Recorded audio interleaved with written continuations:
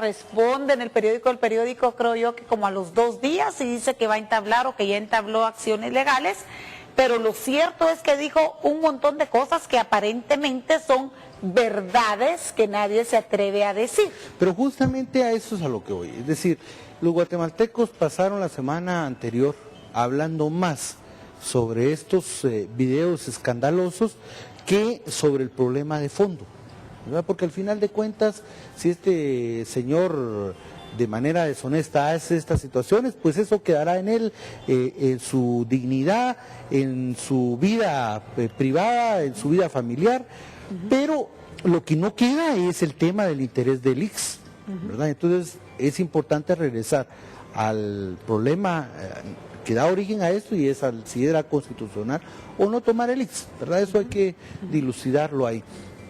Pero sí fue evidente que fue una cortina de humo muy a la ultranza de la vieja escuelita militar de los años 80, de aprovechar este tipo de situaciones como distractores, sin importar la bajeza de lo que implica una situación de como por ejemplo, ¿qué es, perdón por mi terminología, pero algo así hay que entenderlo, qué es menos peor o qué es más censurado?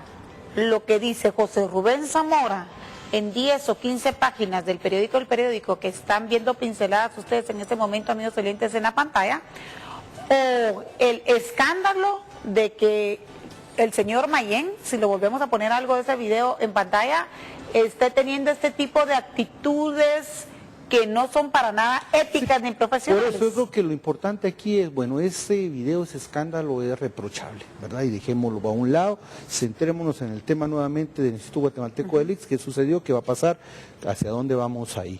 En ese marco es cuestionable, es una cuestión de filtración de información privada, puede catalogarse de espionaje, como decía, a la antigua escuelita militar de los años 80, eso es preocupante porque así empezamos.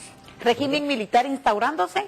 Yo lo que creo que son prácticas anteriores y lo peor es que justamente como se señalaba ayer en un medio de comunicación, está creciendo el rumor de que fue editado en las instalaciones de la Secretaría de Comunicación de la Presidencia de la República. ¿Ese puede ser un delito? Nosotros vamos a... Mire, es que mucha de la gente que está en la Secretaría de Comunicación de la Presidencia de la República, dirigida por el señor Francisco Cuevas, al igual que la gente que estaba en la TGW, al igual que la gente que está en el Diario de Centroamérica, eran los encargados de las campañas de difamación y de guerra sucia en la época de la campaña electoral por parte del Partido Patriota, al igual que el señor Masaya, que está en el Parlamento Centroamericano. Entonces todos los conocemos, la calidad de gente, la calaña de gente que son esta gente, nosotros vamos a averiguar. Y si encontramos alguna relación de estas personas con esta filtración de este video, pues vamos a tener que actuar enérgicamente en los tribunales.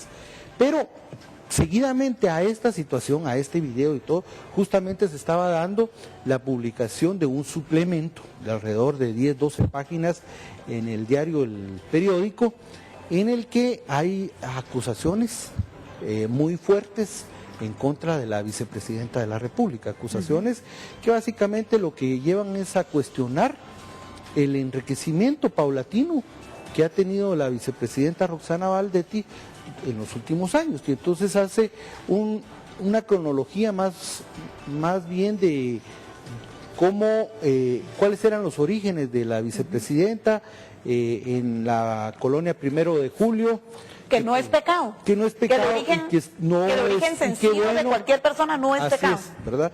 Y que posteriormente ahora ya hace un recorrido cronológico, habla que ella para el año 2003 incluso estaba arraigada por incumplimiento de pago de una casa y de un vehículo ahí específicamente, pero que hoy, 7, 8 años después, pues tiene una casa...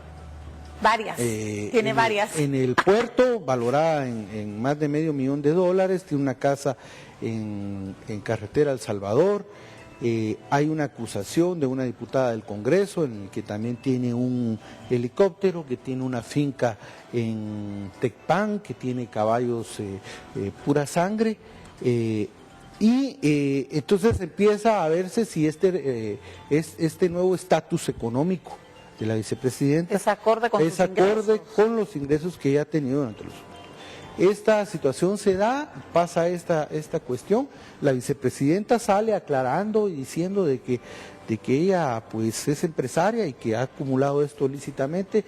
Esto se tiene que dirimir en otro espacio. Se debiese quedar así porque es la vicepresidenta y no revolver más la porquería que apesta, mira, o hay que investigar a fondo. La vicepresidenta, cuando sale explicando, hay una situación que también llama la atención y dice ella y señala de que las cuentas de su hijo fueron hackeadas porque 2 páginas del reportaje están dedicadas a fotos del hijo de la vicepresidenta en diferentes partes del mundo, y entonces de dónde ha sacado los recursos para estos viajes.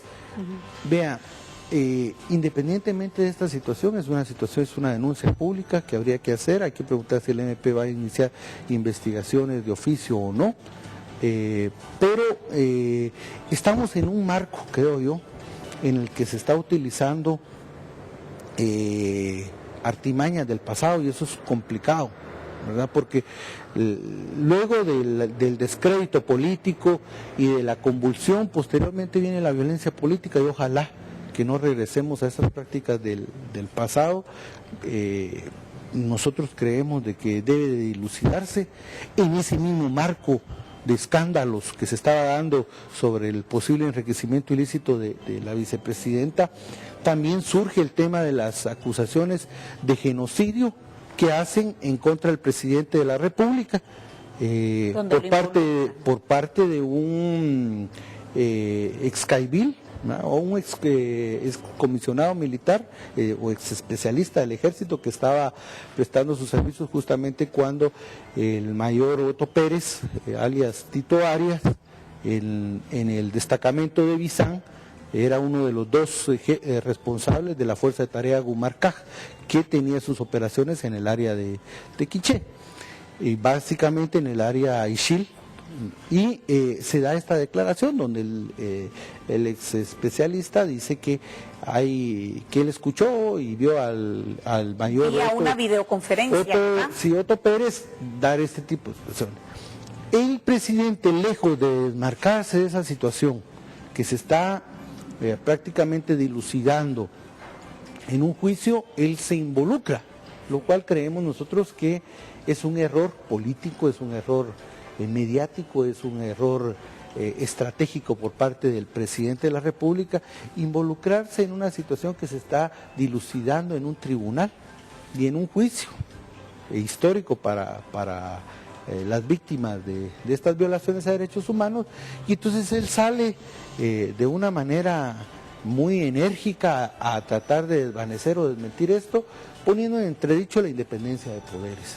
Yo creo que... Pero luego hace marcha para atrás, porque salió muy agresivo a defenderse, porque se dio cuenta salió su vocero y luego retrocedió. Se dio cuenta que no era la reacción que él tenía que haber tenido, ¿verdad? Salió el secretario, fue el secretario general de la presidencia, que también sale a defender y a increparle al Ministerio Público de que era una irresponsabilidad del Ministerio Público, cuando eso puede entender como una agresión a la autonomía del Ministerio Público. Sí. Patético las declaraciones del ministro de Relaciones Exteriores, Fernando Carrera, quien sale también y de una manera innecesaria sale a defender las acusaciones que se están vertiendo en el organismo judicial, sale en unas declaraciones realmente patéticas, a todas luces cuestionables, que un canciller salga a defender y que va a emprender una cruzada internacional para decir que el presidente no es conocido. Eso no le corresponde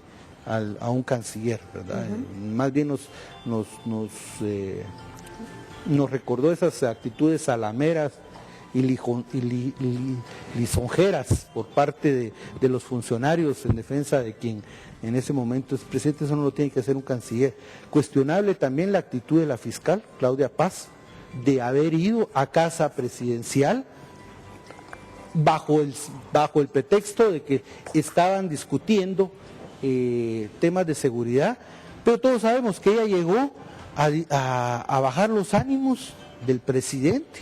Ella no tenía que ir a casa presidencial mucho menos rendirle cuentas al Es presidente. la segunda vez de error de la señora fiscal, porque la primera fue, creo yo, en el tema de Totonicapán. No es la segunda vez, ¿verdad? Son varias veces, ¿verdad? En que la fiscal realmente pone en entredicho la independencia que ella tiene que tener ahí. Hay que recordar que incluso la vicepresidenta, al nomás tomar el poder el año pasado, en los primeros meses, llegó incluso a gritarle a la fiscal, a sus mismas oficinas, sobre las actitudes que ella quería ver, la persecución política que querían emprender en contra de varios exfuncionarios. Entonces la fiscal también cometió muchos errores ahí, una actitud indebida por parte de la fiscal, que también hay que decirlo y hay que expresarlo de esa manera. En ese marco, ¿verdad?, vemos realmente situaciones convulsas, y eso estamos hablando de 15 días, ¿verdad? Paralelamente a eso tenemos el escenario de estancamiento que seguimos teniendo en el Congreso. Prácticamente hay un boicot a la actividad legislativa por parte del partido líder, con una interpelación para nosotros innecesaria ya a estas alturas, pero que sin embargo se ha prolongado. La interpelación inició el 30 de noviembre del año pasado y estamos a 15 de abril del presente año y no ha terminado esta interpelación. Entonces creemos que hay una actitud irresponsable por parte de la bancada líder, que se suma a otras situaciones que se dieron en este marco.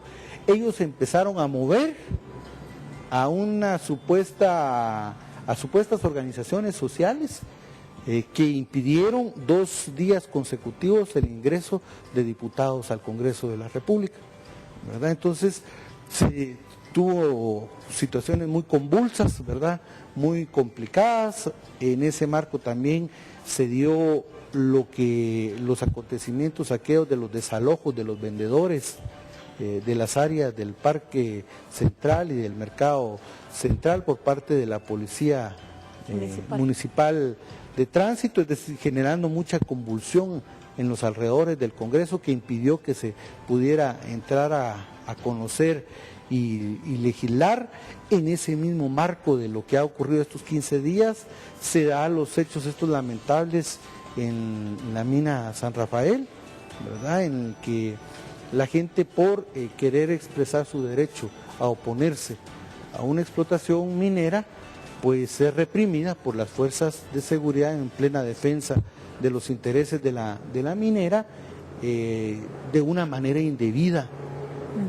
El juez no los escucha y los hace que pasen 3-4 días, llevan ya presos alrededor de 25 comunitarios de estos lugares, sin que haya realmente una situación. Es decir, hemos tenido 15 días del mes de abril bastante fuertes, bastante convulsos, que generan justamente lo que estamos viendo, un deterioro muy acelerado de la gobernabilidad en el país. Ok, eso me lleva justo al segundo tema, y es que todos los temas están entrelazados. El segundo factor es el de seguridad y justicia. Ya llevamos 2 meses y el vil asesinato de la licenciada Lea de León pues sigue sin esclarecerse. Hay muchas hipótesis, el caso está en reserva. Ayer veíamos en alguno de los medios escritos, si lo podemos poner en pantalla, hasta una carta, un dibujito, que mientras estaban entrevistando a su señor padre, que es un famoso periodista de un medio de comunicación escrito, la niña dibuja a su madre muy linda con los labios rojos, porque dice que a su madre le gustaba el color rojo, y dice la niña con sus propias letras, su niñita de 8 años, dice, era una buena persona. Yo en lo personal conocí a la abogada Lea de León, me pareció una persona formidable, llevaba casos muy emblemáticos, muy riesgosos, pero esa era su personalidad y todos tenemos derecho a un Estado de Derecho y a una defensa, ¿verdad? Ese es el primer tema. Sabemos también que está por arribar el aniversario de la muerte de Monseñor Gerardi. Sabemos que van a trasladar los restos de Monseñor Gerardi. Sabemos